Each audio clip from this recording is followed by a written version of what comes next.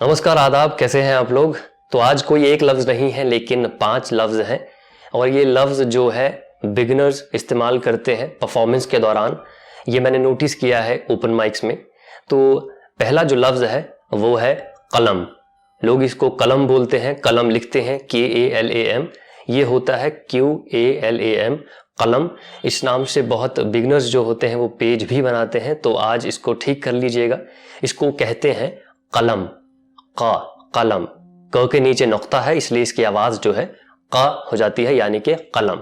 दूसरा लफ्ज है किस्से। लोग इसको किस्से पढ़ते हैं, तो ये है किस्से, QISSE। तीसरा लफ्ज है मुलाकात। इसको फिर लोग मुलाकात बोलते हैं, MULAKAT लिखते हैं या MULAQAT लिखते हैं, लेकिन मुलाकात ही पढ़ते हैं, लेकिन ये है मुलाकात।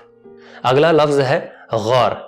गौर फरमाइए, गौर से सुनिए, तो ये है गौर। ग के नीचे नुक्ता है इसलिए इसकी आवाज हो जाती है गौर। और आखिरी लफ्ज है गजल। लोग या तो इसको गजल पढ़ते हैं या इसको गजल पढ़ते हैं, लेकिन ये है गजल, गजल। तो ये थे आज के 5 लफ्ज, और अगर आप इसको अब तक गलत पढ़ते हुए आ रहे थे तो इसको सुधार लीजिए। बाकी मैं कल फिर मिलता हूं आपको अगली वीडियो में, तब तक के लिए ख्याल रखिए।